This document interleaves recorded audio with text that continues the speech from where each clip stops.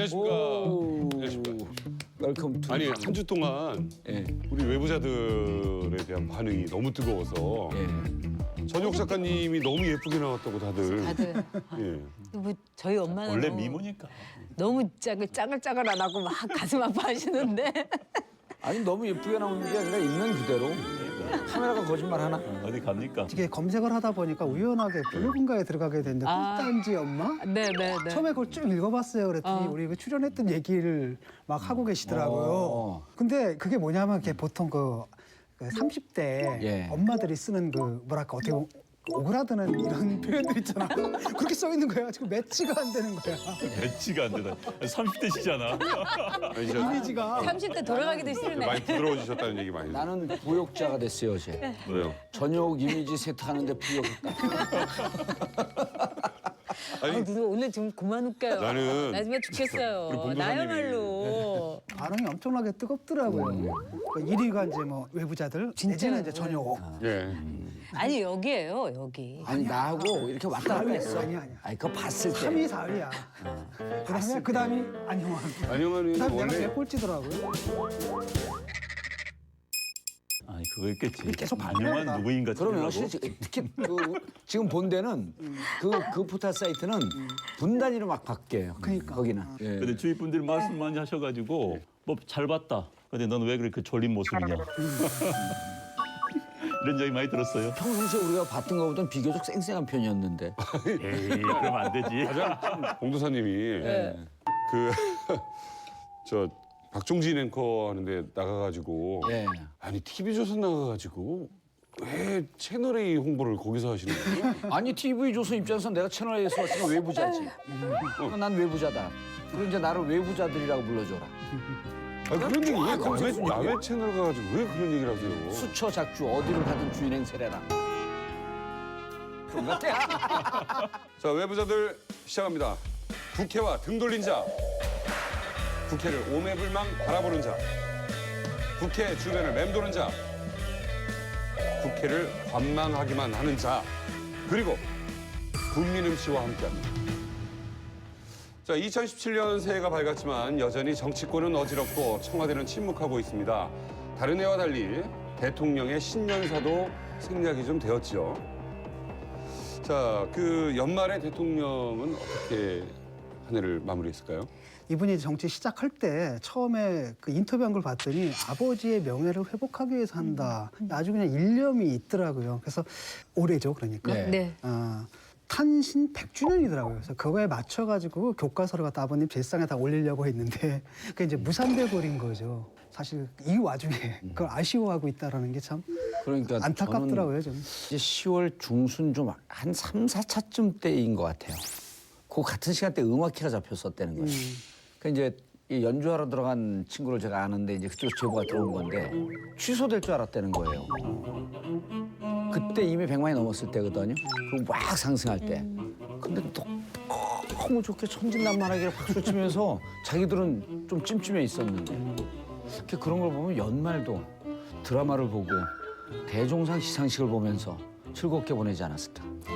그러진 않았겠죠. 그건 이제 네. 그렇게 보기 따름이고 현재 예상대로라면은 3월 10일 전후해서 현재 판결이 나올 가능성이 높고 예. 또 지금 언론 보도 분위기는 헌재가 인용 결정, 즉 파면 결정이 나올 가능성이 높다고 보여지면은 본인 입장에서 본다면은 3월 초 중반에는 청와대에 나와야 됩니다. 그러면은 구속 수감될 가능성은 매우 높습니다. 자, 그렇다면은 한 사람이 2달 후에 내가 속된 말로 깜빵 갈 수 있다 생각한다면 대통령이 그건 쉽게 정상적으로 살기가 힘들지. 아마 그런 측면은 드라마를 못 일부러 보고 다른 있었다. 사람들 앞에서 예. 그냥 의연한 모습을 보여주고 원래 이제 그런 모습에 익숙한 분이니까 예. 아마 예를 들어서 대학교 입학시험 쳐놓고는 내신을 뻔히 떨릴 줄 알아. 예. 그렇지만 그래도 혹시나 딴 애들 또 못 쳐가지고 내가 혹시나 그치. 되지 않을까 이런 기대는 다 있을 거예요. 대학교 떨어져 봤어요? 아니 못 들어. 안 떨어져 봤잖아. 난 세 번 쏜다. 떨어져 봤거든. 세 번이나. 그럼요. 삼수 아니야, 삼수. 삼수했어요. 그러니까 그런 거를 짐작할 수 있습니다. 감정이입해갖고 함부로 얘기하지 마세요. 우리 직접 떨어져 본 사람들. 짐작이 할 수가 있지. 아니 그러니까. 그 세상 살면서 경험 안 해본 아니, 게 뭐야 도대체. 진짜 어려운 거다 대학도 선수하셨어요? 그럼요. 감옥은 세 번. 9번. 아니 실형은 세 번. 삼수. 감옥은. 예. 그러면 좀 인간적으로 성숙하고 겸손해질 법도 한데. 누가 박근혜 대통령? 아니요. 의사가. 새해는 좀 희망이 보였으면 좋겠는데 글쎄 새해는 좀 국민의 마음을 심란하게 하지 않는 그 담담한 대통령의 모습이 무소식이 희소식인가요? 그렇게 되면? 그때는 생각 계시고 뇌물이나 뭐 이상한 거 뒤로 받고 그런 거는 하나도 없고 아니 어떻게 그 미래를 하겠습니까? 저는 정상적으로 계속 그거를 체크를 하고 있었어요. 보고를 받아가면서. 연일 특종 쏟아내려고 지금 기자들도 너무 바쁘게 생겼어요.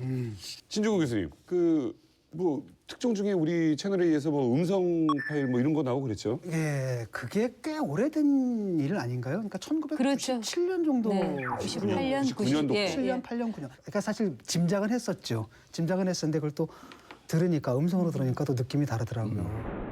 의원님인데 그쪽 청와대 관계자를 만나서는 안 되고 절대적으로 이런 방법들을 실력으로 구성했는데 그걸 받아들일 수 있거든요. 아무도 나쁠 거 없어요. 그냥 지금 그거 완전히 스트가 들어갔고 무신적 상태에 나가고 3년에는 뭐 힘이 있어야지 힘이 없을 때 힘이 없잖아요.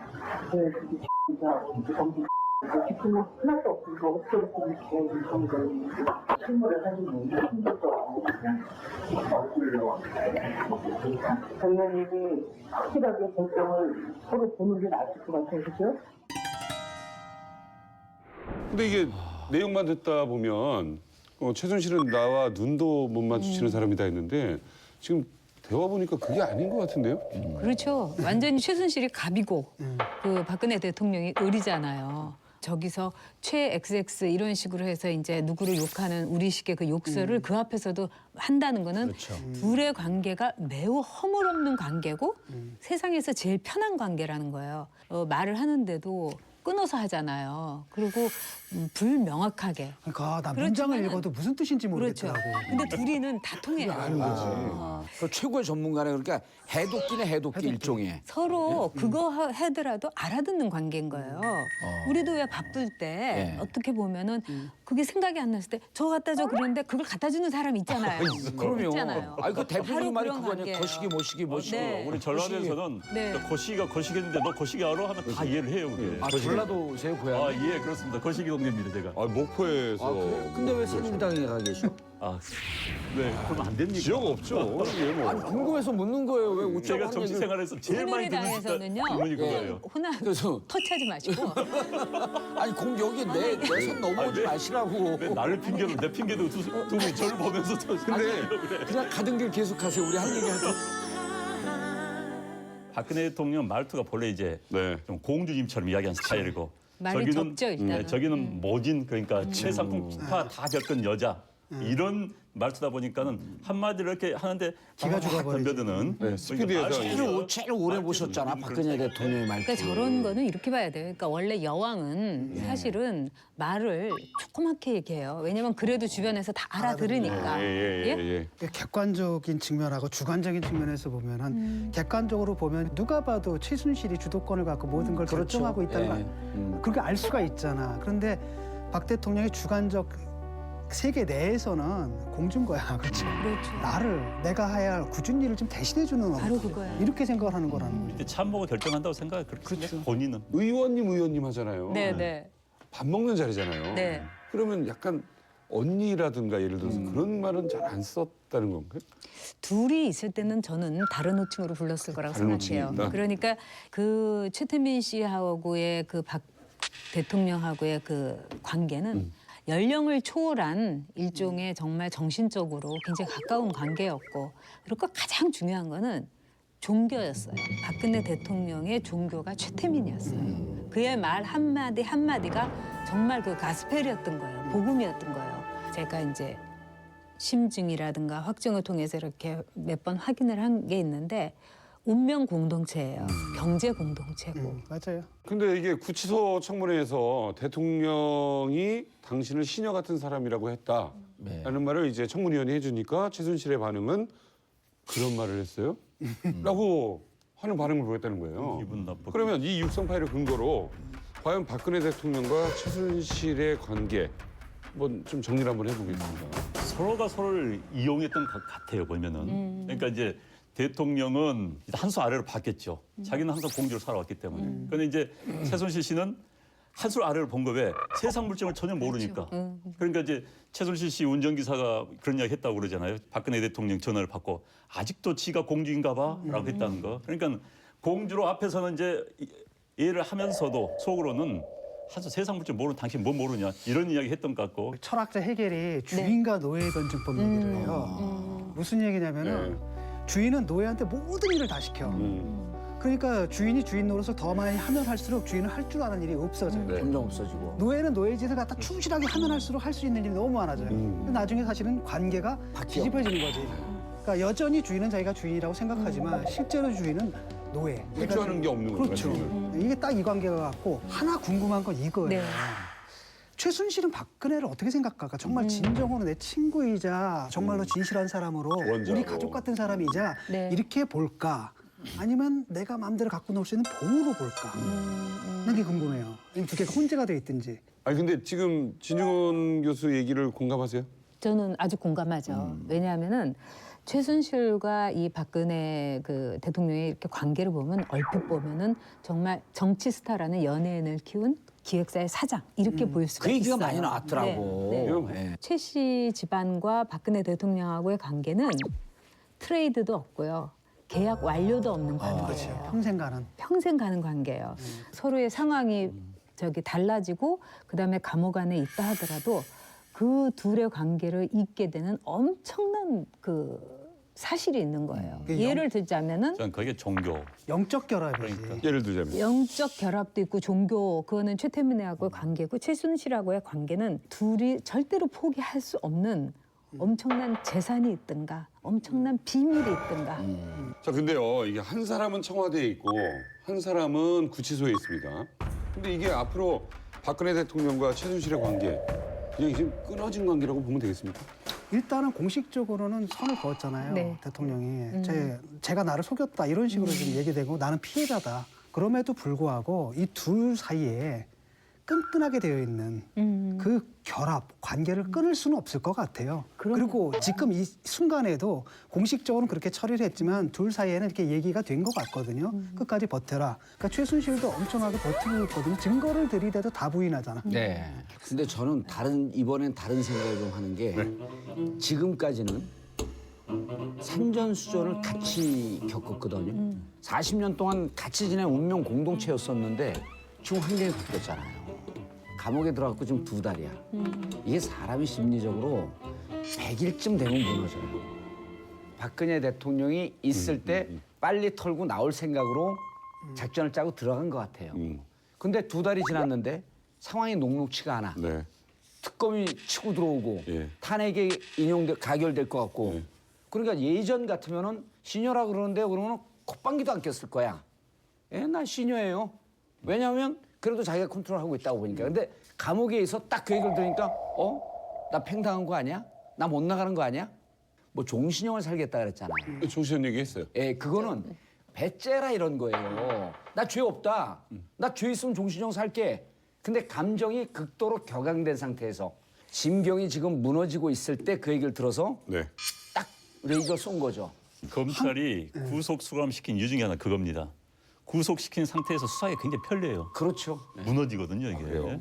딸내미도 걱정이 되지. 거기에 있는 딸 어떻게 될 것인지. 자기 재산도 곧 뭐 이제 입법 조치 지금 하고 있잖아요. 또 손주가 그렇지, 있잖아요. 또 손주가. 국고에 환수되면 내 나가서 고지가 되지 이런 걱정이 굉장히 많겠죠. 그런데 이제 제가 보면 기본적으로 보통 사람이 아니에요. 기본적으로 도끼가 있는 사람입니다. 그러니까 내 질러대는 거예요. 그러니까. 아니요는 감옥을 안 갔다 왔는데 감옥 간 사람처럼 혹시 전과를 속이고 있는 것은 아닙니까? 전단 11번. 이게 최순실이 이번에 이제 지난해 국회의원들이 그 간방까지 찾아갔을 때 그 하던 태도로 보세요. 제가 보기엔 정치적인 감각이 진짜 월등하고, 그러니까 오죽하면은 최순실한테 당하고 나왔다 이런 말까지 하겠어요. 지금 박근혜 대통령한테는 최순실 씨가 간방에서 형무소에서 있는 것이 너무나 절절한 생각을 갖고 있고, 최순실은 아무리 무슨 일이 있어도 그들 사이에는 아주 그 절대적으로 볼 때 공유하는 뭔가가 있어요. 그렇기 때문에 얘기 안 해도 돼요. 박근혜 대통령이나 예. 최순실 두 사람은 기본적인 베이스에는 자기 확신이 있어요. 우리는 확신범이다. 죄가 없다. 네. 이게 죄가 그렇죠. 없다. 기본적인 그렇죠. 확신이 네. 있습니다. 단 이제 그러면서도 자꾸 언론에서 이러니까는 야 이러다가 진짜 우리 당하는 거 아니야? 두 개가 지금 같은 심리가 있다고 봐요. 이른바 헌정 질서를 어지럽혔다라는 그 개념을 잘 내가 이해를 못하는 것 같아요. 예. 기본적으로는. 근데 이제 박근혜 대통령은 앞서도 이야기했지만 가장 큰 불안이 3월 중순 이후에 예. 내가 어떻게 될 것인가. 이건 본인이 진짜 불안할 거예요. 입장을 바꿔놓고 생각하더라도 굉장히 불안할 겁니다. 그렇죠. 탄핵은 위험한 거니까. 최순실도 마찬가지예요. 지금 이제 대통령이 만약에 임기 끝난 다음에 이제 나를 보여줄 사람이 없다. 굉장히 불안하겠죠. 그렇죠. 그때가 무너진 시점이에요. 네, 우리 외부자 1회 방송 보면서 많은 분들이 또 궁금해서 거기 있는 빨간 전화 뭐냐고. 이 전화가 내부자들과 연결되는 한 라인입니다. 예. 이거 전화 한번 써볼까요? 네. 예.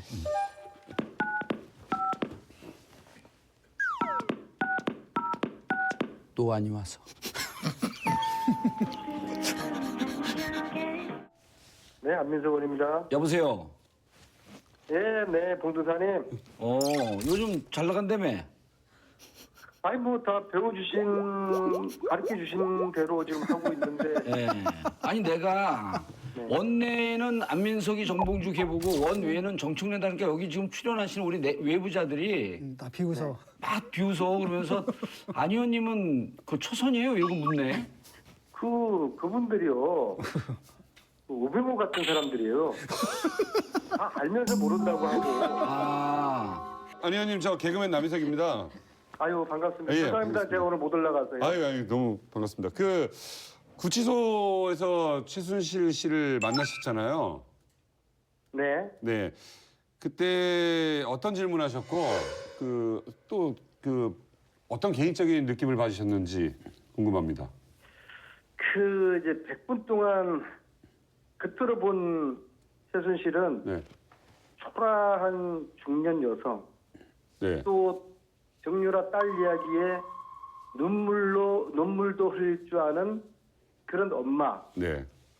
그러나 최순실 연구가인 안민석 누는 못 속이죠. 100분 동안의 연기를 한 겁니다. 조사를 받다가 최순실가 화장실을 가면서 절도 연기를 해버린 거예요.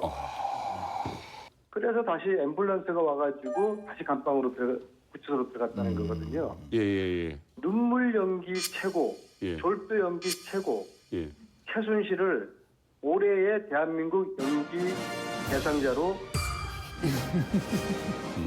수상을 해줘야 됩니다. 저 안민석 의원님 통화하다 보니까 저 뭐 첫 통화인데 정봉주 도사님이랑 거의 많은 점이 좀 비슷하신 것 같아요. 증상이 상당히 아무튼 안민석 그렇게 의원님 이야기하시면은 예.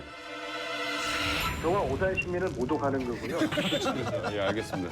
봉도사님은 겨우 초선밖에 못 되셨어요. 아, 그렇죠. 사선 저는 차이가 있어요. 수도권 내리사선입니다. 그렇죠. 저와 봉도사를 비교를 하는 것은 네. 이미 그 해방 전의 이야기예요. 혹시 안 의원님 정유라 씨 만나면 무슨 얘기 하실 생각이세요? 세상 그렇게 살지 마라. 아. 왜냐하면은 돈이면 세상을 지배한다. 여기 페북에 올렸지 않습니까? 돈도 실력이고 네. 돈 없는 부모를 가진 니들이 잘못된 거 아니냐. 네. 돈 없는 게 죄지. 네. 그런 아주 잘못된 사고방식을 가지고. 그러니까 세상을 바라보는 시각 자체가 상당히 왜곡되어 있는 거죠. 네. 그래서 인생 그렇게 살지 마라. 그 얘기를 제가 꼭 싶습니다. 오늘 전화 연결 너무너무 고맙습니다. 봉도사님에게 끝으로 한 말씀 하시고 떠나시죠. 봉도사님도 세상 그렇게 살지 마세요. 세상 그렇게 살지 마세요.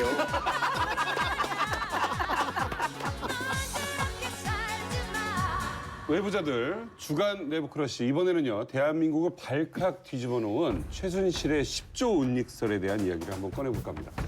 과연 10조까지야 될 것이냐. 그냥 이건 너무 말하다 보니까 이렇게 너무 불려놓은 거 아니냐. 뭐 이런 의견들도 있을 수 있어요. 말이 10조지. 10조면 이건희 회장이 지금 재산이 17조입니다. 우리나라에서 따지면 2위가 돼요. 뭐 본인은 뭐 24위 뭐 재벌이라고 했다고 하지만은 10조의 재산이 가 있다는 게 진짜 불가능한 이야기고 또 하나는 현재 이제 최순실 씨가 재산을 모으는 과정에 대한 보도가 나오고 있어요. 저기 미사리에 무슨 투자를 해가지고 17억을 벌었다는 돈. 그러니까 잔챙이잖아요. 그러니까 그 투자치를 보면 17억 돈. 제가 이제 이건 이제 물론 모릅니다. 사실 이 사람이 뭐 어떻게 돈을 벌었건 모르지만은 10조란 이야기를 가지고 우리가 논란한다는 것은 그건 합리적이지 아니 않습니다. 저는 이게 10조냐 8천억이냐 이 포인트보다도 이걸 좀 그 연역을 추적해 올라가 봐야 되는데 이게 10조냐 8천억이냐라고 특검이 얘기하고 독일 검찰과 공조하는 핵심이 뭐냐면 이 재산의 규모가 막대하다라고 하는 게 첫 번째예요. 그럼 이 막대한 재산을 아무런 경제 활동을 하지 않은 최순실이가 어떻게 취득을 했겠냐. 그러면 결국은 세 번째 이건 최순실 돈이 아니라 제3의 인물, 즉 권력형 재산을 축적했을 가능성이 높은 박근혜의 돈 아니냐 하면서 이렇게 흘러가는 건데 그러면 우리가 여기서 이게 10조다, 8천억이다 이런 포인트보다도 우리는 이제 심증적으로는 이해를 하고 있잖아요. 이게 재산 관리일 것이다. 그리고 그 가장 지근거리에서 있었던 그 우리 전효 그 의원님께서 경제적 공동체다? 이거 무척 의미심장한 지적이거든요. 그래서 봤더니 75년서부터 79년까지가 1차 재산 축적 기간이에요. 그리고 80년서부터 90년까지가 유경재단 정수장학회 영남대하면서 2차 재산 축적 과정이고 90년도, 91년도에 이걸 박근영한테 뺏깁니다. 그렇다 2007년도에 다시 찾아와요. 네. 그래서 2007년서부터 대통령 되는 5년까지 다시 한번 이 그 유경재단을 통해서 부를 축적하는데 지금 현재 유경재단의 자산 가치가 4조라는 거 아닙니까? 그렇죠? 그리고 2012년서부터 또 4년 동안 권력을 잡고 있으면서 지금 우리에게 빙산의 일각처럼 노출되어 있는 K재단, 미르재단인데 그래서 전체적으로 보게 되면 4기에 걸쳐서 재산 축적 과정이 있다. 근데 이제 제가 보기에는 이제 40년이 넘는 세월이고요. 저는 상당한 자금이 있었다 이렇게 보고 있어요. 왜 그러냐면은 그 박정희 대통령이 돌아가셨을 때 받은 게 금고가 하나가 아니라 2개였다는 거예요. 그리고 하나는 그 관저에 있던 금고인데 그 금고를 그대로 최태민 씨가 말하자면 받아가지고 거기에서 나온 뭐 채권인지 돈인지 뭐 어마어마한 거를 밤새 마당에 땅을 파고 거기다가 말하자면 묻었다. 이런 얘기를 해요. 그러면 그 자체가 사실은 상당한 돈이 될 것이고 그다음에 이제 최태민 일가 그다음에 이제 정윤회 씨의 그 역할 이런 걸 볼 때 제가 보기에는 외국에다가 어느 정도는 정말 안전자금 비슷하게 두었을 것 같아요. 실제로 정윤회 씨가 독일을 굉장히 자주 갔어요. 최순실 씨가 아니라 정윤회 씨가 제가 알기로는 2004년에서 6년 사이에 그때 이제 정윤회 씨에 대해서 이제 그 기자가 이제 캤던 일이 있었어요. 근데 2년 동안에 60회 가까이 독일을 간 거예요. 독일이 일본도 아니잖아요. 일본이나 뭐 동남아도 아니고 그렇기 때문에 그 당시에 이제 그걸 캤던 기자가 아무래도 독일하고 가까운 스위스에 뭔가 엄청난 비자금이 있을 거다 이런 얘기를 했는데. 그러고 나서 그 기자 소식을 제가 들을 수가 없었어요. 그래서 아니, 제가 재산을... 참 무서웠어요. 맞아. 그러니까 박근혜 대통령은 돈에 대해서는 잘 난 몰랐다고 봐요. 솔직히 저도 그렇게 기본적으로 생각해요. 돈에 대해서는 큰 관심도 네, 없었을 아니, 거라고 보고. 볼 필요가 별로 없었지. 뭐 우리처럼 돈 벌어서 저축하고 뭐 아파트 사니 뭐하니 이럴 필요가 없었기 때문에. 지갑도 안 갖고 다녔으니까요. 그래서 제가 박근혜 대통령에 대한 돈의 관념 이런 것 같아요. 어렸을 때부터 태어나서부터 돈이라는 개념이 우리랑 다르잖아요. 왜냐하면 언제든지 있었어요, 그분한테는. 우리는 돈이라는 건 노동을 하거나 사업을 해서 어렵게 얻은 어떤 한정된 재화인데 이분은 언제든지 원하면 갖다 쓸 수 있는 환경에 있었고 그다음에 자기가 또 뭐 대단한 것도 아니고 모든 것들 옷부터 모든 걸 다 해주잖아요. 그래서 오로지 관심은 그 정치적인 그래서 의전하고 공주님으로서 여기에 있고 이걸 해주는 한은 거기에 그렇게 크게 신경 쓰지 않았고. 근데 의혹이 있는 게 그 돈에 관심이 없었다. 근데 지금 4년 통치하는 기간 동안에 최순실하고 이 기업들이나 이런 등등과 돈 관계하는 걸 보면 아주 잔돈서부터. 이건 제가 이해 안 되는 거예요. 그러니까 근데 이러면서 아니 돈에 대한 몇 천억이 감이 있다고 하는데 아무렴 무슨 아니, 많이 사는데 그것도 20%. 그건 최순실의 다른 개념이에요. 계획이잖아요, 그것도. 아니 그러니까 예를 들어 최순실의 입장을 계획인데 내는 게 예를 들어 최순실의 계획인데 빵 셔틀 할 때도 야 너 빵 그 제대로 타서 빵 삥 뜯어 그러면 뜯어오는 애가 이 빵 삥 뜯는 걸 모르겠냐고. 그건 다른 그러니까 개념인 게 보통 사람은 그렇죠. 돈이 있으면은 그 돈을 가지고 행세를 하고 위세를 하잖아요. 근데 박근혜 대통령은 굳이 안 해도 되거든. 어떤 정치적 자산이 있기 때문에 행세나 위세는 그걸로 충분하지. 돈이라는 것에 나는 대해서 최소한 이번 박근혜 대통령이 회는 이번 회는 헌재 재판관들은 보면 안 되겠다. 왜냐하면 뇌물죄로부터 돈에서 피해 자유롭다 나갈 것 아니에요. 같아. 아니 돈에서 잘 온 거죠. 대통령이 완벽하게 잘 온 거죠. 바로 그런 삶을 살았기 때문에 난 대통령이 개인적으로 무슨 돈을 축제하기 위해서 난 이렇다고는 안 봐요. 솔직히 일관되네. 이번 이제 뇌물죄 부분에 대해서도 뭐 검찰에서 뭐 특검이 해봐야겠지만은 뭐 뇌물죄는 근데 꼭 내가 돈을 모으려 했던 거하고 또 별개일 수도 있어요. 그렇죠. 그렇기 때문에 그래 어찌 됐든 근데 그건 형법상의 유무죄를 따지는 거니까. 박근혜 대통령이 내가 이번에 뭐 재벌들 등을 쳐가지고 돈을 모아가지고 그것을 내 노후에 떵떵으로 살겠다 난 그렇다고는 보지는 않아요. 저도 그렇게 네, 봐요. 생각이 있다는데 박근혜 대통령 대리인으로 이번에 들어갔어야 되는데 아쉽네. 이게 아무튼 뭐 최순실이 빼돌린 돈이 뭐 500억이든 50억이든 만약에 독일에서 뭐 이렇게 문제가 좀 걸렸어요. 찾아냈어요. 그 이거 환수가 가능한 겁니까? 중요한 거는 나는 92년 이전에 간 돈에 대해서는 정말 위험하다고 봐요. 그러니까 이게 입증이 돼. 우리 검찰이 네. 아까 이제 독일에서 관심 없다는데 뭐 천만다행이지만 독일 검찰 입장에서도요. 예를 들어 그 독일에 있는 재산이 이쪽으로 와야 됩니다. 환수라고 하는 것은 국고 환수인데 그 최순실 재산 국고 환수 이렇게 촛불에서 들잖아요. 근데 그 국고 앞에 저머니가 붙을지 코리아가 붙을지 어떻게 합니까? 근데 92년도에 넘어간 돈은 이쪽에서 갔다는 걸 입증을 할 수가 없어요. 실명재산. 실명재산이고 두 번째 부정이익이라고 하는 것을 우리 검찰이 입증을 해줘야 됩니다. 예.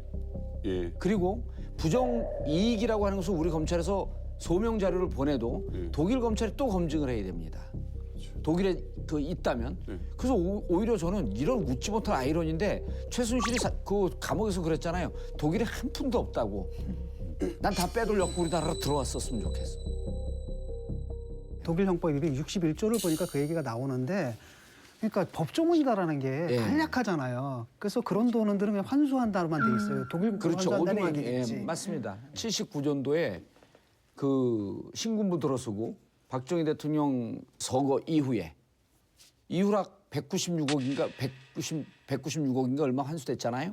그리고 그 김종필 200몇 억도 환수됐단 말이에요. 신군부 들어오고 이건 우리 법으로 관장을 하니까 이거는 명백한 부정축제라고 본 거죠. 그리고 그때 당시에는 이제 물론 법적인 이런 태도도 없었지만 92년도에 명백하게 우리 돈이라고 하는 것을 어떻게 검증을 하냐는 거야. 그러니까 위법이 두 가지죠.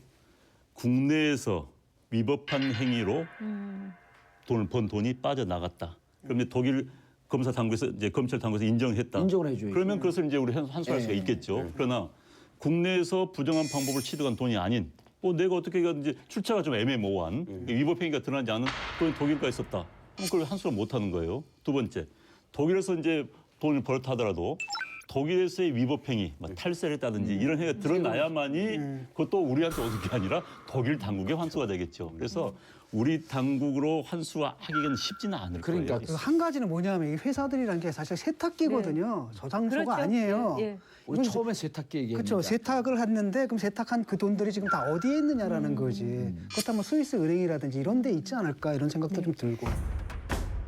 자, 외부자들 주간 내부 크러쉬. 이번에 살펴볼 얘기는요. 구치소 청문회로 사실상 국조특위 운영이 종료가 됐고 특검이 강력한 수사 의지로 열의를 하는 동안 근데 1월 3일 오늘이 바로 헌법재판소의 첫 변론기일이었고 네. 2일 후인 5일에 이제 또 2차 변론이 잡혀 있어요. 근데 이게 노무현 대통령 탄핵 때와 비교해서 굉장히 빠른 편이죠. 그렇죠. 이제 헌재 입장에서 굉장히 서둘러야 됩니다. 노무현 대통령 때는 사안이 굉장히 단순했어요. 대통령이 뭐 열린 우리당 후보를 지지해달라. 그러니까 선거법 위반이었다는 거죠. 그런데 노무현 대통령이 그것을 지금 생각하면 코미디입니다. 미국의 대비 본다면 오바마 대통령은 지난번 선거 때 노골적으로 전국 돌아다니면서 전용기 타고 다니면서 힐러리 찍어야 된다. 트럼프 저 엉터리다. 저런 사람 대통령 되면 나라 망한다. 이런 얘기를 하고 다녔어요. 만약 노무현 대통령이 그런 식으로 이야기했다가 뭐 우리나라 대통령이 그런 식으로 이야기했다면 깜빵을 가서 한 10번 더 갔을 겁니다. 아마. 그래서 이제 법무부에서부터 절차가 부당하다. 네. 이길 제기했고요. 그런데 노무현 대통령 때는 사안이 굉장히 짧습니다. 대통령이 혐의를 다 인정했어요. 그래 나 말했다. 어쩔래? 이런 상황이었거든요. 그런데 이 사안은 대통령이 혐의를 인정하지 않고 있습니다. 하나하나 따져봐야 돼요. 한다면 지금 따질 게 너무 많아요. 그렇기 때문에 이제 노무현 대통령 당시에 이제 변론 기회를 10번 했어요. 10번 했는데 이번에는 사실 더 많이 필요합니다. 그런데 일주일에 2번이 한다 하더라도 많이 따지 20번밖에 못 해요. 그렇기 때문에 헌재 입장에서 보면 빨리 서둘러야 되고 또 하나는 지금 박근혜 대통령이 4월 말에 난 나가겠다고 이야기 한번 했어요. 네네네. 그런데 헌재가 4월 말 이후에까지 네. 그러니까 결정을 미룬다면은 야 박근혜 대통령 국민 입장에서 본다면 네. 야 임기도 연장시켜 주는 거 아니야 헌재가 네. 라는 비난을 헌재도 원치 않을 겁니다. 그렇기 때문에 변호인단이 너무 잘해가지고 약간 좀 미루거나 이런 거는 그런데 그렇게 쉽지는 않아요. 헌재가 기본적으로 저는 헌재가 날짜에 대해서는 합의가 있는 것 같아요. 헌재 재판관들 사이에. 이미 스케줄이 나온 것 같아요. 결정을 하는 것 같습니다. 스케줄이 나왔는데 저는 1차가 22일 준비기일이 있었고 2차가 27일, 그다음에 3차가 30일이었거든요. 그때 헌재가 포인트를 어디에 뒀는지를 좀 예의주시하고 봐야 되는데 그때 증거와 증인 정리를 깔끔하게 다 끝냈어요. 그러니까 그 직접 현장을 방문하겠다. 그다음에 증인 이거 신청하겠다. 증거 이거 내겠다. 이걸 다 싹 정리했거든요. 헌재가 1차 준비기일 때 뭘 얘기를 했냐면 세월호 참사가 2년 이상 경과가 됐지만 워낙 특별한 날이었기 때문에 대부분의 국민은 그날 자기가 무엇을 했는지 기억할 수 있을 정도다. 피청구인 박 대통령도 그런 기억이 남다를 것이라고 하면서 무엇을 했는지 상세하게 얘기하라 그래요. 난 그런 거 몰라요. 이건 뭐냐면 헌재가 우리는 철저하게 생명권 보장과 주권 문제를 갖고 들어가겠다라고 얘기했고 서면 증거 조사라 그러거든요. 그걸 한 3번 할 것 같고 그다음 증인 심판 조사 그걸 한 3번 할 것 같고 그래서 심리는 1월 안에 다 끝날 것 같다. 그러니까 지금 이제 이게 있어요. 헌재가 5가지로 정리를 했는데 특검에서는 뭐 대통령이 뭐 국민 주권 뭐 법치주의 위반했다 이런 거 할 수가 없는 거예요. 할 수 없는 거죠. 그 특검이 영역이 아닙니다. 유무죄만 따져야지. 이제 거기서. 특검은 형사법만 다루는 네. 거예요. 형사적으로 죄를 졌느냐 안 졌느냐. 그래서 특검에서 다루는 몽땅 뭐 최순실과 관계해서 돈을 받았니 뇌물죄니 제3자 뇌물죄 이런 것은 마지막으로 오번하기. 형사법 위반으로 하나 딱 넣어버린 겁니다. 그래서 이것은 한 번만 보겠다. 네. 근데 현재는 예를 들어서 5가지 한 중에서 야 4가지는 필요 없다. 우리 1번부터 보기 시작하자. 그래서 1번에서 이제 재판관들이 9명 가운데서 6명 이상이 그래 이거 대통령 탄핵 사유입니다. 인용하면은 나머지 4개는 안 봐도 되는 거예요. 네. 하나만 되는 거기 때문에. 그렇기 때문에 어느 하나만 딱 걸리면 그 결정 쉽게 내릴 수 있습니다. 헌재에서도 지금 뭔가 막 급하게 돌아가는 느낌이에요. 그게 네. 좀 부담스러워서 그런 건가요? 헌재가 이제 세월호 7시간에 대해서 밝히라고 요구한 거라고 봐요. 이건 뭘 뜻하냐면은 지금 나머지 4개 항목, 뭐 국정농단이라든가 또 뭐 뇌물죄라든가 이거는 매우 그 사실 그 팩트를 가지고서 밝힐 수가 있는 거고 이미 밝혔다고 저는 생각이 들어요. 헌재로서는. 헌재는 지금 KTX처럼 움직이고 있고 KTX의 정차역은 이미 정해진 거예요. 근데 이제 박근혜 대통령과 그 변호인단은 일종의 탈선, 궤도 이탈 이런 가능성을 위해서 지금 열심히 가고 있다. 저는 이렇게 봐요. 네, 그런데 이제 그 사실 조회하겠다라고 하는 신청했단 말이에요. 그 2차 준비기일 때 사실 조회 신청을 했고 네. 3차에서 그게 기각이 됐습니다. 3차에서 이중환 변호사가 뭐라 그랬냐면 검찰 수사 기록에서 문제가 된다고 생각하는 부분을 동의하지 않겠다.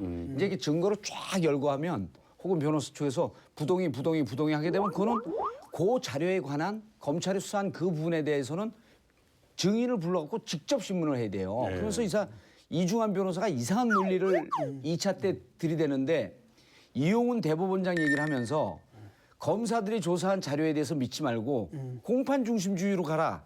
이건 유무죄를 따질 때 하는 얘기거든요. 그래서 사실 조회 신청했는데 기관에 20개 기관에다 신청을 했어요. 근데 이 신청한 기관들이 어디냐면 다 K재단하고 미르재단하고 돈을 줬다는 데이기 때문에 여기다 사실조회 신청을 하면 아 우리는 선의로 줬습니다. 이게 무슨 사실조회예요? 그러니까 의견이지. 헌재에서 야 말 같은 소리 하지 말고 그게 3차 준비 기할 때 기각을 시키고 그러니까 1차, 2차, 3차 과정 속에서 변호인 측에서 제시하는 모든 증거 증인을 기각을 시키면서 정리를 한 걸 보면 헌재와 특검은 목은 친다. 이제부터는 우샤인 볼트 싸움이다. 누가 스피드를 낼 것이냐. 지금 박 대통령 입장에서 가장 최상의 시나리오가 있다면 뭘까요? 이상한 게 그런 거예요.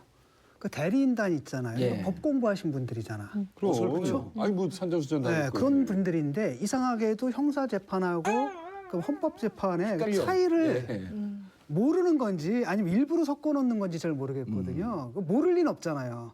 그러니까 국민들을 상대로 굉장히 기괴한 논리를 펴가지고 예. 헌재로 알고 그것마저 논리적으로 정리하게끔 만드는 이런 식으로 해서 지금 방해를 놓고 있거든요. 아니면 뭐 지지자들이 좀 지지자들에 이렇게 모일 수 대한 그렇죠. 있기에는? 지지자들에 대한 명분을 또 주는 측면도 있는 거예요. 근데 그래서 지금 남은 지지자들이 그래도 뭐 박사모가 나와서 데모를 하게 되면 꽤 그 규모가 커졌거든요. 사실 이게 법정의 싸움이 아니라 법정 밖에 있는 지지자들한테 메시지를 던지고 이 사람들이 세를 규합하고 이것에 따라서 약간 지지도가 올라가게 되면 이런 정치적 압박을 받아서 헌재가 다른 판단을 할 수도 있지 않느냐라는 이게 정치적인 수를 좀 두고 있는 거지 이게 분명히 이 사람들이 법적 싸움을 하고 있는 것 같지는 않아요. 그런데 이제 가장 그 보면은 예. 제가 이제 헌재 재판관 있다가 퇴임한 분한테 물어봤어요. 이거 어떻게 보냐 그랬더니 기본적으로 사회적으로 민감한 이 그 판결 한 게 노무현 대통령 탄핵 문제 있었죠. 그다음에 그 간통 문제 있었죠. 그다음 통합진보당 있었죠. 이번이 네 번째 심각한 사안이라는 거예요. 그렇기 때문에 변호사가 그렇게 많아도 헌재에 대응하는 능력에 특화돼 있는 변호사는 많지 않다. 오히려 통합진보당을 했던 1년 1개월 동안 싸웠던 그 변호사들이 헌재에 대응하는 것은 제일 잘할 것이다 하면서 뭐라 하냐면 헌재 재판관들 9명의 대학 교수라고 한다면 지금 대응하는 사람들의 수준은 중3 고1쯤 수준으로 보인다 자기가 보기에는. 그런데 난 여기서 하나 또 지적을 해야 된다고 봐요. 2016년 12월 9일 저녁 7시에 탄핵 소추안을 청와대 갖다 주기 불과 몇 분 전에 조대한 민정수석을 임명을 해요. 근데 지금 모든 자료를 조대한 민정수석이 대통령한테 정리해갖고 갖다 줘? 아 이건 국가 세금으로 자기 개인 사설 변호사 쓴 거 아니에요. 여기에서 배임 횡령으로 또 걸어야 됩니다. 아니, 그런데 지금 이게 법적으로 좀 사실적으로 맞는데 법적으로 인정받기는 힘들다라는 거지. 아니, 그런데 지금 이제 헌재가 5가지를 정의했어요. 4개까지는 헌법 위반입니다. 1, 2, 3, 4항은 5번째가 이제 형사법 위반이에요. 사실 형사법 위반인데 지금 이 변호사들 입장에서 본다면은 1, 2, 3, 4항은 자기들 할 일이 별로 없어요. 사실. 그렇죠. 그건 솔직히 대통령이 국민 주권주의와 법치주의 위반했다. 이거 한두 장 쓰는 건 할 일이 없어요. 거기서 증거를 가지고 치열한 싸움을 할 수 있는 것은 5분 5번 하나밖에 없어요. 그러니까 뇌물죄밖에 없어요. 이것밖에 할 수밖에 없는 거예요. 그 변호사들은. 좋은 말씀해 주셨는데 헌재에 대응할 수 있는 변호사들이 많지가 않아요. 헌재는 다 헌법 관련이기 때문에 사실 변호사 할 역할이 별로 많지가 않습니다. 변호사는 그게 아니지만 커요. 네. 제일 잘 대응할 팀이 있어요. 외부자들. 특히 감옥도 갔다 온 사람도 한번 넣고 그래야지 그 안의 정신도 이해가 될 거 아니에요. 모든 게 깔때기야. 본인 이야기야. 근데 이번에 이제 그 이른바 대리인단 변호사들을 구하기가 굉장히 어려웠다는 거 아니에요. 그렇죠. 누구든지 이름을 올리기를 꺼려하고 꺼려했고. 도와드리겠지만 이름은 올려드리지 말아라. 그러니까 시중에는 정말 박근혜 대통령의 이 대리인 변호사 구하기가 알바트에다가 내놔도 이제 안 됐을 거다. 이 정도의 농담까지 있었어요. 네. 그렇기 때문에 제가 보기에는 박근혜 그 대통령은 일단 헌재의 그 모든 결과를 예상하고 있고 또 변호인단도 예상하고 있기 때문에 일종의 이제 시간을 지연시키는 제스처를 하면서 정치적으로 네. 탄핵이 될 이후를 저는 정치적인 퍼포먼스를 준비하고 있다고 저는 생각이 들어요. 그 두 번째 포인트가 그건데 이제 네. 첫 번째는 그거란 말이죠. 사실 그 친박계 의원들도 아주 공공연하게 얘기하잖아요. 네. 대통령 지지율이 20%에서 30%만 회복돼도 네. 탄핵은 기각될 것이다 이렇게 얘기를 하잖아요. 예. 그래서 지지자들을 향해서 계속 시그널을 주는 거죠. 예. 또 지지자들이 데모를 할 명분을 주는 거예요. 그러니까 어차피 4월에 온다는데 왜 끌어내리려고 그러느냐. 그러니까 두 번째 또 시간을 지연하게 되면 대선이 미뤄지게 되겠죠. 예. 라고 하면 이제 보수층이 그 정권 재창출을 할 수 있는 시간적 최소한의 시간을 결집할 벌게 수 되는 있고. 거죠. 네. 그래서 만약에 정권 재창출을 했을 경우에는 설사 대통령이 재판을 받는다 하더라도 불구속 상태에서 받을 확률이 크고 또 나아가서는 뭡니까? 그 구속이 된 다음에도 사면을 받기가 쉽다라는 거죠. 그래서 제가 볼 땐 이분들이 사법적 대응을 하는 게 아니에요. 예. 정치적 대응을 하고 끝까지 시간을 끌겠다. 네. 또 하나 우리가 여기 바로미터를 목표는 이미 나왔다. 결정은 난 것 같다. 이걸 어디서 볼 수 있냐면 최재경, 민정수석은 이 검찰과 법조계에서 정말 이 실력으로 인정받는, 물론 저를 감옥에 넣은 사람이기 때문에 좀 기분은 나쁘지만 최지경. 그 특수 BBK 조사한 사람 아니에요.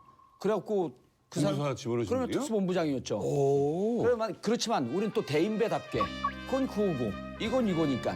근데 최재경 민정수석이 마지막에 검찰에서 검찰의 대응 방식을 보고 예. 끝까지 민정수석을 사표를 냈잖아요. 일주일을 싸우다가 결국 그만뒀는데 그때 법조에서 나온 얘기가 이건 탄핵한다.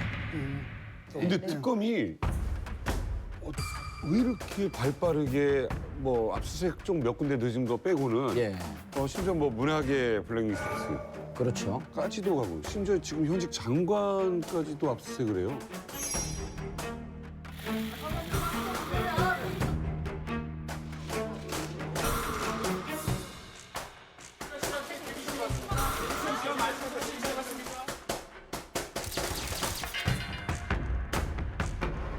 특검 수사 기한이 2월 이제 1차 2월 말이에요. 네. 1차 이제 연기를 하면 30일 더 할 수 있는데 이제 뭐 박영수 특검이 이야기를 했죠. 2월 말까지 끝내겠다.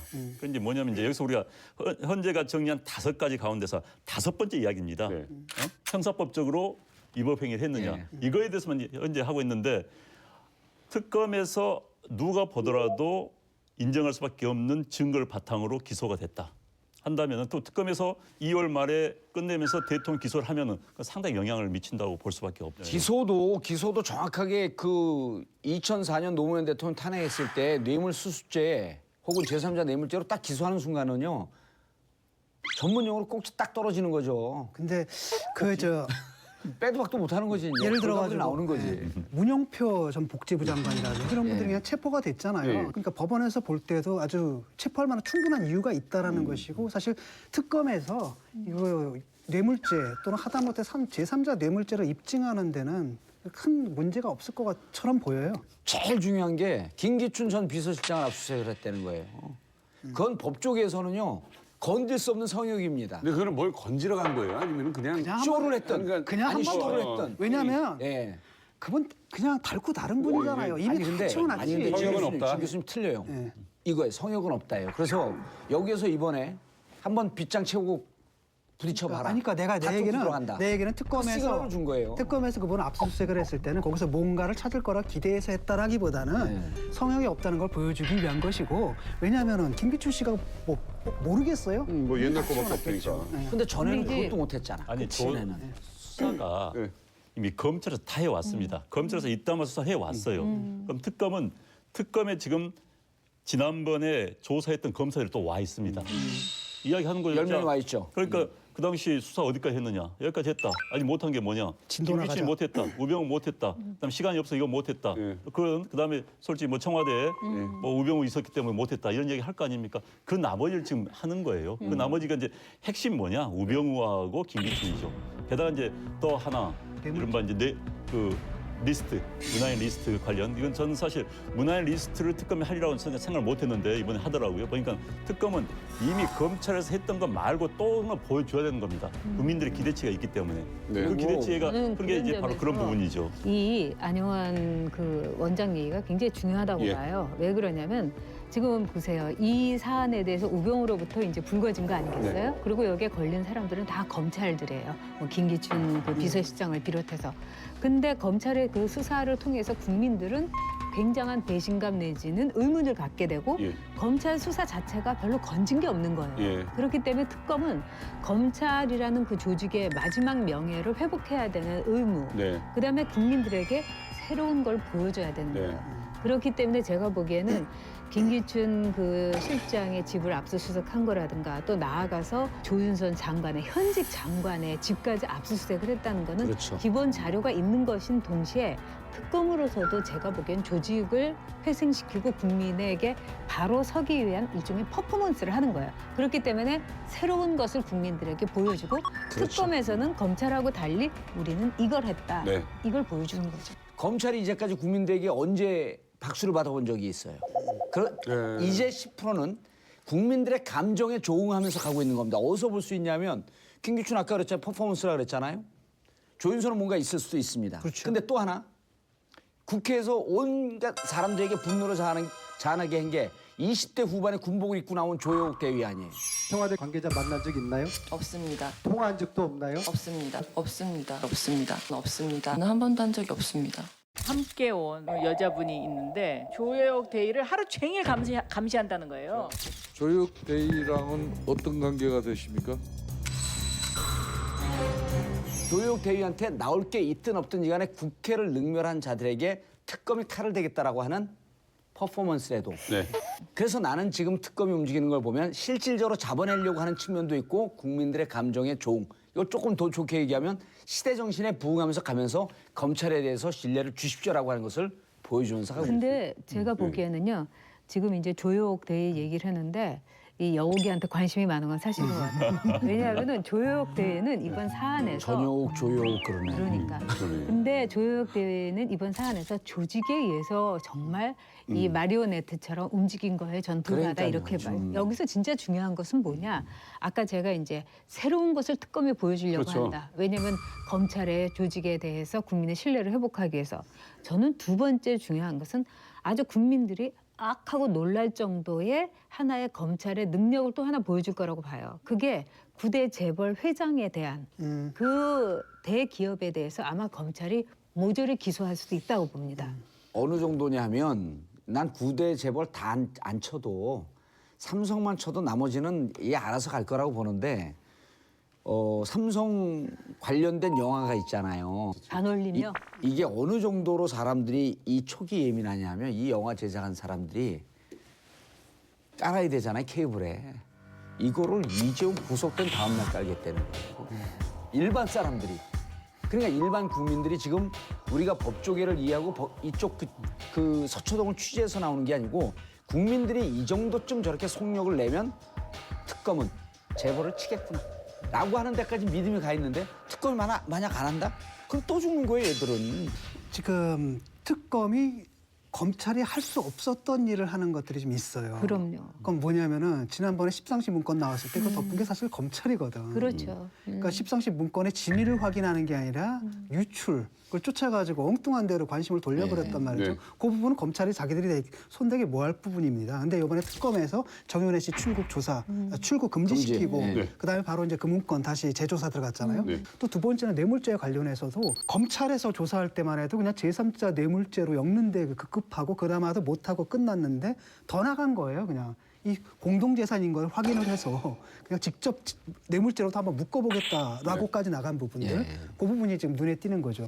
자, 이제까지 특별수사본부는 누구 우산 속에 있었냐 하면 검찰총장 우산 속에 있었죠. 검찰총장 또 누구 우산 속에 있어요. 민족 우산 속에 있었잖아요. 권력의 우산 속에 있었던 특별수사본부의 한계가 이렇게 되었는데 자, 특검은 우리가 그 우산을 다 털치고 가는 모습이 이런 모습이고 앞으로 검찰은 이런 모습으로 가야 된다라고 하는 간접적 시그널을 주고 있는 거죠. 그래서 이번에 만약에 특검이 뚫고 가게 되면 검찰의 모습은 이러해야 된다라고 하는 하나의 상이 만들어지기 때문에 의미가 있다는 거죠. 아니 근데 이래서 우리 봉도사님이 그 박한철 헌재팀, 예. 박영수 특검팀 앞으로 뭐 이런 묘한 관계가 있을 것이다. 예. 뭐 이거를 굳이 뭐 이름 붙이자면 제동팀과 대치동팀이라고 대치동팀. 한다면. 예.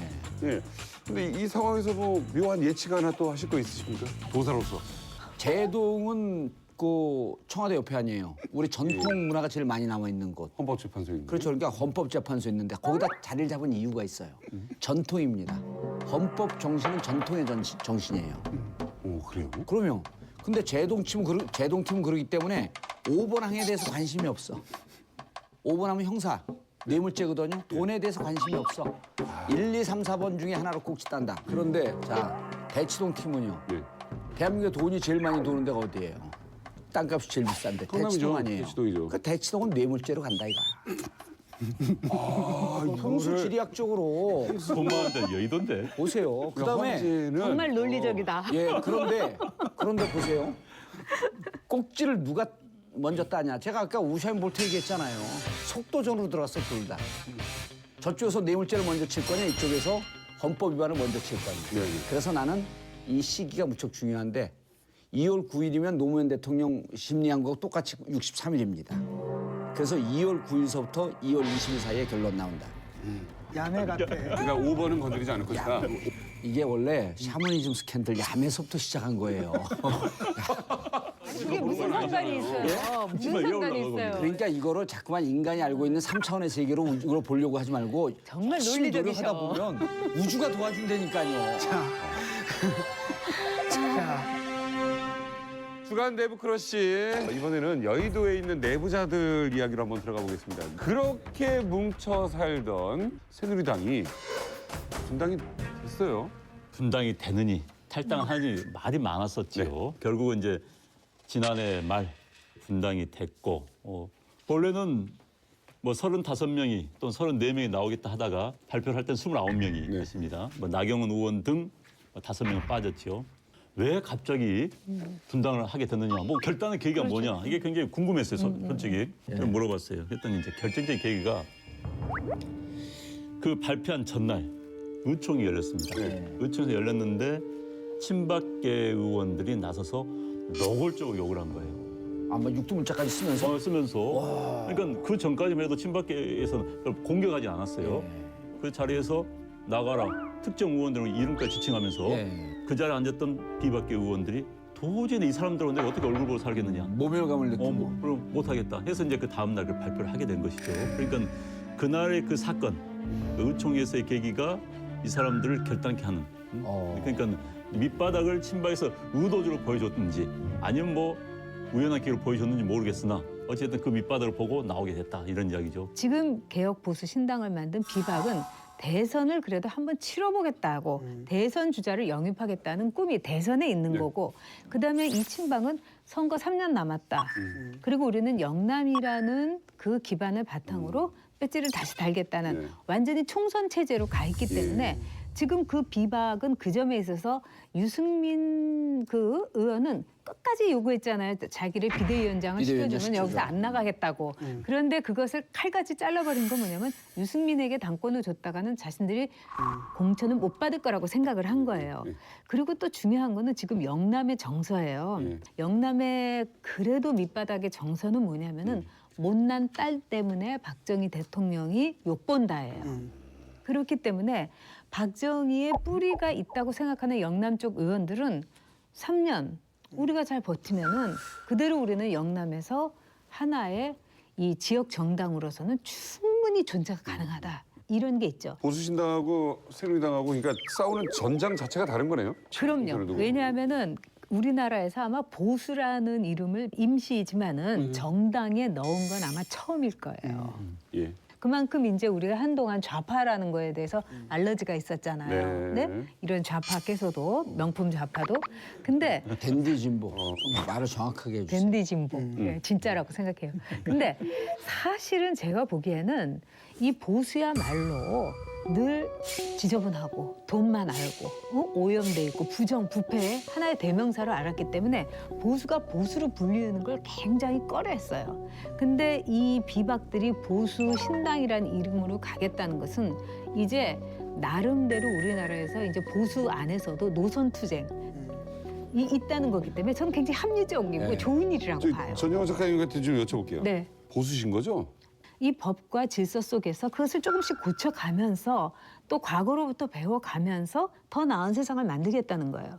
저는 그런 점에서 저는 보수주의자예요. 그러면 전 작가님이 본 우리 공도사님은 여기도 사실은 보수인데 여기도 사실은 보수인데 네. 그래요? 네.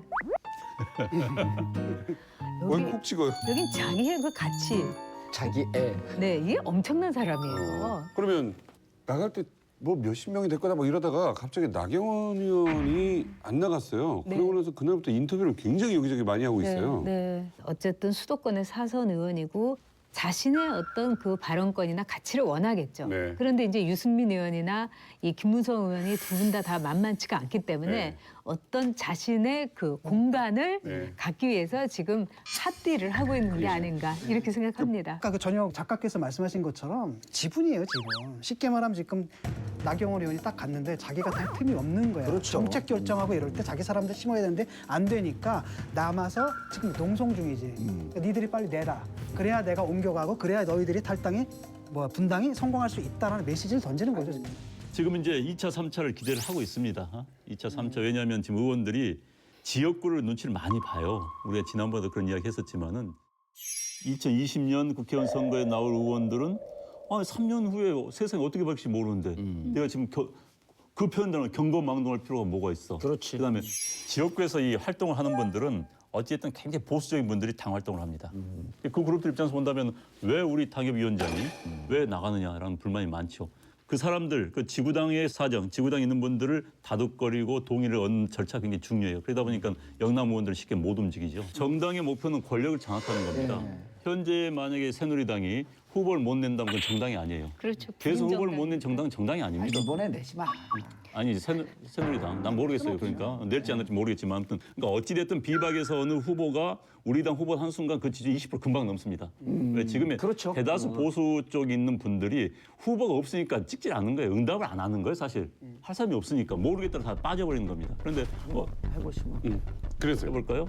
그럼 내부자 그만둬야 되겠네. 그래서 어찌 됐든 지금 유승민 의원이나 다 기대를 하는 게 그런 거예요. 내가 우리 정당에서 후보만 되는 순간 되면 20% 넘어간다? 금방 넘어선다는 거예요. 그러니까 이제 정치는 모릅니다. 정말 몰라요. 우리가 보수신당은 두 가지 앞으로 변수가 있는데 마지막 변수는 이제 친박당, 원래 새누리당과 어떻게 할 것인가라고 하는 게 이제 대선 앞두고 마지막 과제고 첫 번째 과제는 이제 반기문이 들어오냐 안 들어오냐 하는 건데 반기문이 제3지대에다 빅텐트를 칠 정도의 정치력은 없거든요. 보니까요, 지난해 28일 날 유승민 의원이 한 여론조사 기관에서 1.9%가 나왔어요. 근데 반기문 유엔 사무총장이 이 같은 날 여론조사에서 문재인한테 10% 차이가 납니다. 왜 하라겠을까? 23만 불 세입니다. 안 되는 집안은요, 간판 열자마자 팔이 꼬이는 거예요. 23만 불 설 때문에 지금 이 집안에 열어놓고 반기문 와갖고 으쌰으쌰 하면서 개오빠를 봐야 되는데 23만 불 설이 툭 튀어진 거야. 박연차 전 태광실업 회장에게서 2005년과 2007년 두 차례에 걸쳐 23만 달러를 받았다는 모 주간지 보도에 대해 반기문 총장 측의 입장은 단호했습니다. 우리 반기문 유엔 총장이 약간 흠집이 났지만 네. 가장 자기가 손을 잡을 수 있는 건 친박 쪽으로 못 간단 말이에요. 근데 가면은 그때 이제 충청권 의원들이 움직여지는 거죠. 이게 되는가비요? 그러고 오는 거야. 정진석 의원을 그렇죠. 비롯해서. 충청권이 하나의 세력으로 뭉치면서 요 충청권과 어디가 손을 잡으면 좋을지 그래서 나는 이게 2단계도 또 갈 거라고 봐요. 그래서 이게 비박연대 그러니까 지금 보수 개혁신당하고 먼저 손을 잡고 전국적으로 마지막 단계에서 친박 쪽에서도 일정 정도 자기를 탈색을 한 다음에 최종적으로 세 세력이 다 같이 잡자. 근데 재밌게 한번 이걸 생각해봐요. 반기문 씨 같은 경우는 지금 와가지고 어디로 갈지 모르거든요. 본인도 모를 거예요 아마 지금. 심지어는 새누리당으로 갈 수도 있어요. 그래요. 그다음에 또 뭡니까 이 개혁 보수신당 이쪽으로 갈 수도 있고 심지어는 국민의당하고 DJP 연합을 또 제안했다. 신 DJP 연합을 제안했다 이런 말도 있잖아요. 간을 보고 있단 말이죠. 근데 딱 보면 상수가 있어 하나. 뭐냐면 지역연합이에요. 내가 볼 때 이 사람 유엔 사무총장 아무것도 아니야. 충청도거든. 그거예요. 그러니까 새누리당 붙으면은 쉽게 말하면 TK 충청연합이고, 그렇죠. 그다음에 저쪽 보수신당하고 붙으면은 영남 충청연합이고, 그 국민의당이랑 붙으면 호남 충청 연합이고 그러니까 쉽게 말하면 주역주의 정치로 갈 수밖에 없는 거야. 무슨 우리 여기다가 아니, 진짜 자기들을 갖다 싣게 되면은 이 사람들이 뭐라고 얘기를 하냐면은 반기문 유엔 총장이 어디를 선택할지에 따라서 거취를 정하겠다라고 하잖아. 그러니까. 문제는 뭐냐 반기문의 정치적 이념이 뭔지 정치 철학이 뭔지 아는 사람이 아무도 없다는 거예요. 심지어는 그 사람이 그런 걸 갖고 있었는지조차도 몰라. 아니 알 수가 없죠. 없으니까. 그러니까 결국은 뭐냐면 사람 따라가는 거잖아. 자기가 정책이나 이념이나 지향에 따라 가는 게 아니라 사람 따라 움직이는 거고 지역 기반으로 가는 거니까 그만큼 낡은 정치가 어디 있느냐라는 거예요. 그걸 가지고 지금 촛불 국면에서 무슨 바람을 일으키겠다. 긴급. 근데 이번 대선은 두분 얘기 좀 한번 들어볼게요. 굉장히 몇 차례의 정말 지각 변동과 엎치락 뒤치락 그렇죠. 또는 한 두세 차례가 있을 거예요. 펜트 뭐 접었다 폈다 굉장할 거예요. 그리고 저는 이번에 굉장히 큰 키가 아까 진 교수가 말씀하신 대로 충청도예요. 근데 충청도는 우리가 선거를 치르면은 제일 어려운 지역이에요. 왜냐하면 선거 전날까지도 거기에서 누구를 찍을지 몰라요. 그러니까는 충청도 분들이 그만큼 속내를 안 보이세요. 뭐 가서 이제 충청도 의원들한테 제가 들으면은 좀 이번에 꼭 부탁합니다. 그러면 어렵지. 내가 누굴 찍어 자네지 안 나온다는 거예요. 그래요. 그러고 나서 뭐 알았어 이러면 절대로 안 찍는다는 거고.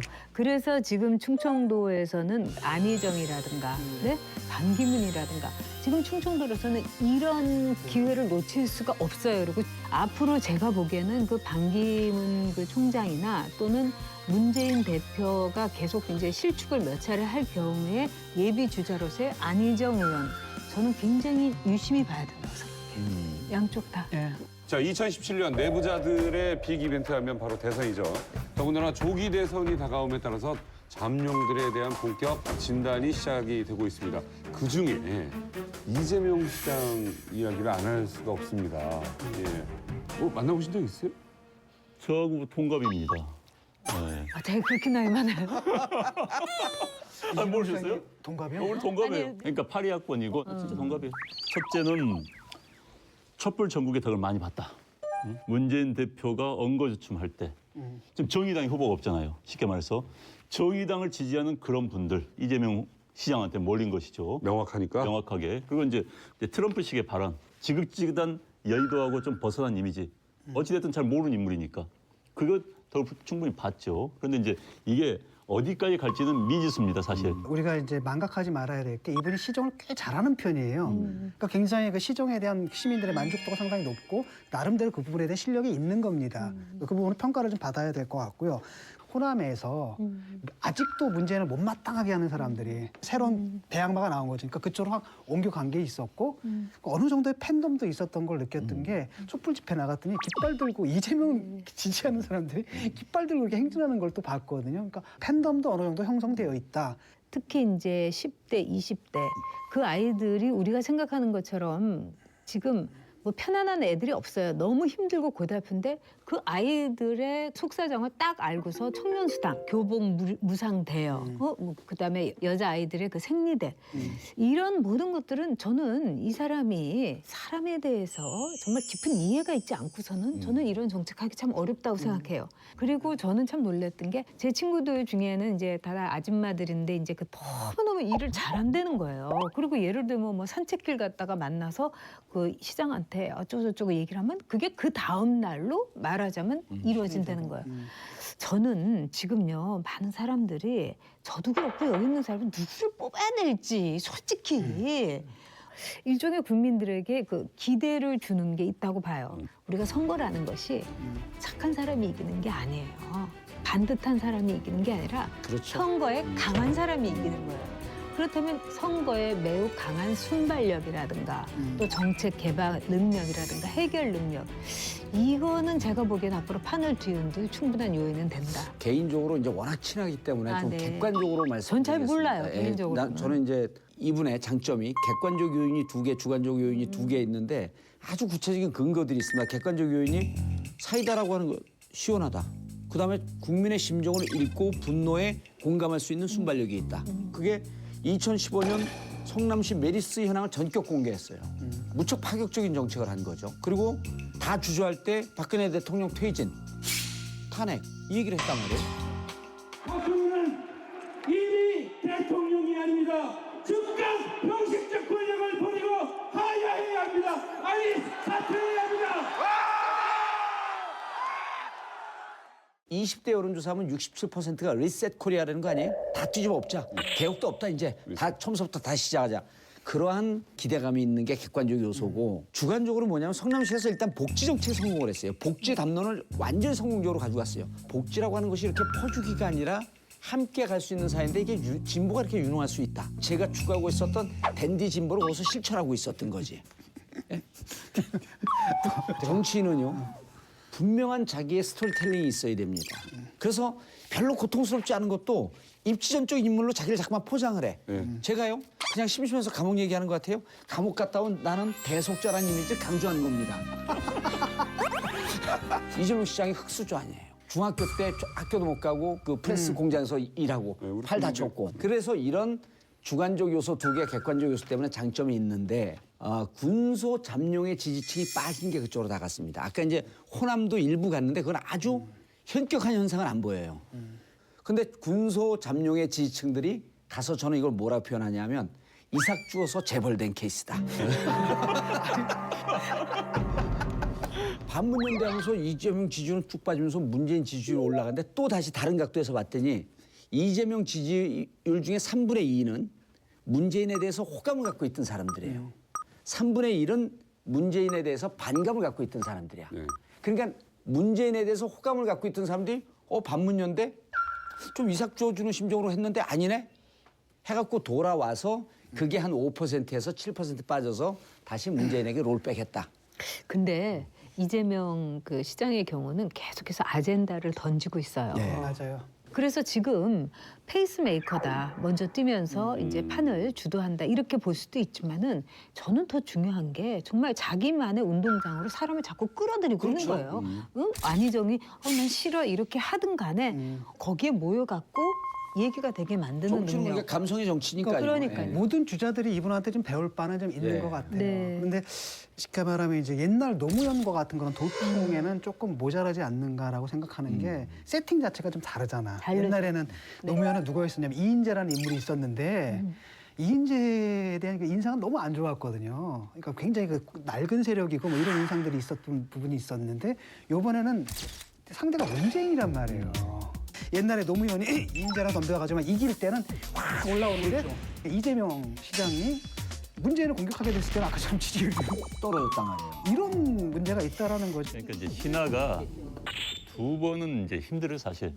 노무현 신하가 멋진 얘기를 하는데 신하는 두 번은 힘들다. 힘들지. 그럼 신하가 아니지. 그러니까 노무현 신하는 그 시대에 정말 신하였어요. 그런데 기본적인 모습은 비슷해. 흑수저에서 시작했다.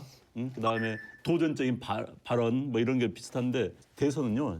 거듭 말하지만 중간층이에요. 아무리 진영에서 지가 아무리 인기 좋아도 한 표입니다. 목소리 아무리 큰 사람도 똑같은 한 표예요. 이재명 시장이 굉장히 말을 잘합니다. 내보니까 문재인 대표 말 참 못해요. 아마 TV 토론 같은 데 가면은 이재명 시장이 상당히 덕을 볼 거예요. 덕을 그런데 볼 이제 거예요. 그것까지 갈 수 있을지는 잘 모르겠습니다. 그 전에 문재인 전 대표는 중간층의 필요성을 알기 때문에 지난 선거의 경험을 알기 때문에 중간층을 확보하기 위해서 굉장히 야당 열성 지지자들 입장에 보면 답답한 행보를 본 거예요. 선거를 알기 때문에 그런 거예요. 그렇지. 그런데 이재명 시장은 일단은 공격하니까 시원하죠. 그렇지만 그 중간층의 함정이 빠질 수 있다. 많은 정치인들이 예전에 했던 발언으로 인해서 그에 대해서 뭐 여러 가지 해명도 하기도 하지만 언젠가는 좀 털어야 될 또 기회가 된다면 뭐 한두 번으로 되지 않을 수도 있잖아요. 자, 우리 전효옥 작가님께 좀 여쭤볼게요. 과거에 우리 그 노무현 전 대통령에게 인큐베이터에 들어갔다 나와야 된다. 그러니까 발언을 한 적이 있습니다. 네, 제가 얘기했죠. 네. 자, 우리 전효옥 작가님께 좀 여쭤볼게요. 과거에 우리 그 노무현 전 대통령에게 인큐베이터에 들어갔다 나와야 된다. 그러니까 발언을 한 적이 있습니다. 네, 제가 얘기했죠. 네.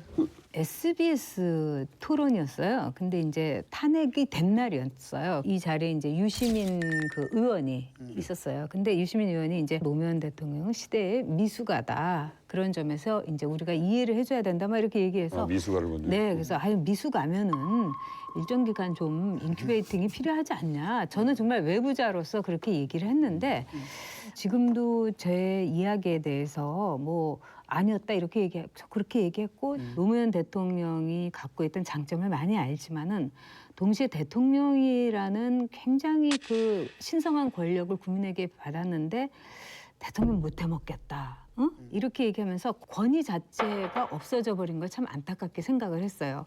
근데 제가 이제 정치를 그만두고 나서 노무현 대통령과 아주 가까운 분을 제가 전에부터 알던 분하고 얘기도 하고 그다음에 노무현 대통령의 책이나 뭐 모든 뭐 여기 있는 우리 봉도사 책까지 제가 다 읽었어요. 네.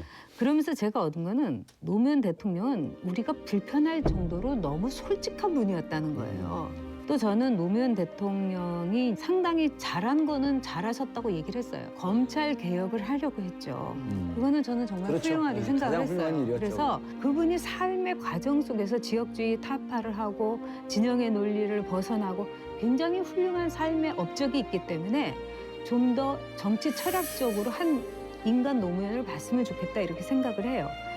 그다음에 저 역시 굉장히 많은 게 달라졌어요. 불편한 솔직함에 대해서 이해를 했고 나름대로 저도 노무현 대통령에 대해서 우리의 대통령으로 이제 다 받아들여야 된다 이렇게 생각을 해요. 봉도사님 왜 깊은 한숨을 쉬세요? 아니 자기 과거의 행적을 얘기하면서 그때 지나왔던 역사 그리고 또 지금 깊은 회한, 반성, 인간으로 되돌아옴 얼마나 아름다운 인간은 되돌아온 거예요? 졌어요. 너무 아름답잖아요. 어? 대선은 우리가 이렇게 감성적으로 분석을 하지만 결국 큰 흐름 속에서 가거든요. 그래서 빅데이터 분석을 해봤어요. 이재명 시장에 대해서. 누가요? 제가요. 별걸 다 해, 참. 아니, 진짜 빅데이터 잘 그럼요. 돌려서? 예. 조사를 해본 거예요. 분석을 해보고. 그랬더니 일단 지난 한 달 동안 구글 검색량을 보면 문재인은 앞섭니다. 그게 상승 국면에 이유가 있었던 거예요. 그리고 한 달간 기사 검색을 분석해봤어요. 4천 건으로 단일 1위입니다. 지난 한 달간. 자기 SNS에 올린 글들을 쭉 분석을 해갖고 키워드를 뽑아봤어요. 그랬더니 뭐가 나오냐면 성남시, 예산, 청년 배당 요거로 처음에 이름을 알립니다. 네. 그다음에 책임, 싸우다, 대통령 이런 표현이 나옵니다. 그러니까 지금의 시대 정신에 정확하게 맞아갖고 상승 바람을 타고 올라간 거죠 이게. 네. 그런데 성남시장에서의 이 사람에 대한 책임감, 신뢰도 이런 거의 무게와 지금 대선이라고 하는 대선, 전국적 예. 선거의 무게는 다르죠. 방향감이 완전히 틀린 왜냐하면 거죠. 지방선거 때는 성남선거는 수많은 선거 중에 하나라는 거죠. 그렇죠. 반면에 대통령은 모든 국민들이 다 본단 말이에요. 예. 차원이 다른 거죠. 지난주에 우리 전용 작가님이 반기문 총장을 부대찌개 비유한 것이 큰 화제가 됐습니다. 떴어요. 요즘은요 또 밥에 비교를 하는 게 또 이 유행인 것 같아요. 문재인 전 대표를 다된 밥이라는 표현을 해요. 다된 밥이라는 게 그러니까 뭐 현재로서 그렇죠, 가장 30%인데. 예. 가장 완성된 밥이다, 지어진 밥이다라는 얘기일 거고 만약에 우리 봉도사를 밥에 비유한다면 미친 밥. 미친 밥. 세다. 난 내가 하는 얘기 아니야. 밥이 미친 건 나 처음 봤다. 그거 아니에요. 아니 이거 울잖아. 아니 아름다운 미자에 친할 친자 미친 밥. 시적이다. 이재명 시장을 밥에 비유한다면 우리 안영원 원장님 김밥. 왜요? 김밥. 김밥에는 달걀도 넣고 시금치도 넣고 햄도 넣고 이렇게 하는데 이게 이제 자칫 잘못하면요 김밥 옆구리 터져요. 아니 이제 우리가 욕심을 부리면요 이게 김이 한정이 돼 있잖아요. 거기다가 이제 이것저것 다 넣으려고 해요. 뭐 보수지도 하고 이제 보니까 얘기 되네요. 이재명 시장이 내가 보니 약간 퍼퓰리스트예요. 이것저것 던지는 거야. 인기 끌기 위해서. 거기다 이제 소세지도 넣고 햄도 넣고 시금치도 넣고 하다 보면은 네. 자칫 잘못하면 김이 안 말아지고 터져버려. 옆구리 터진 김밥이 될 수도 있다. 저는 카레라이스. 또 이 카레라는 게 굉장히 자극적인 음식이잖아요. 근데 중독성이 있어요. 먹다 보면은 우리나라도 진짜 카레가 젊은이들이 굉장히 MT 가면 네. 먹잖아요. 근데 이 카레를 먹다 보면 또 사람들이 각각의 기호가 있기 때문에 어떤 사람은 감자 빼고 안 먹고 어떤 사람은 당근 빼놓고 당근 싫어 뭐 이렇게 근데 그러면 끝까지 먹을 수 있어요. 그렇기 때문에 그중에서 몇 가지 골라내고 맛있게 먹을 수 있다면은 그 이재명 카레라이스 한번 우리가 생각해 볼 수 있지 않나. 저는 그 현미밥인데 다듬어지지 않은 이분은 그냥 날 것 그대로 이렇게 딱 들어온 것 같아요. 그냥 도전하는. 네, 도전하는. 먹기는 조금 힘든 부분들도 있어요. 이렇게 좀 점잖은 분들은. 하지만 사실 몸에는 굉장히 좋은 밥이죠, 사실은. 전 선밥으로 하겠습니다. 서리금밥. 예, 서리금밥. 서리금밥. 아, 이번에 밥할 타이밍이 아니었어요. 마음이 급했어. 급히 불 조정 안 되고 물 조정 안 되고 그러니까 밥이 설어버린 거예요. 제가 퀴즈 문제 하나 내드리겠습니다. 우리 외부자 4분 중에 다음 밥에 해당하는 분은 누구일까요? 콩밥.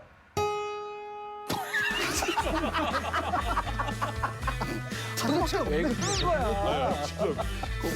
콩밥만 하나밖에 없네. 왜? 다 좋아할 수 있잖아요. 좋지. 이게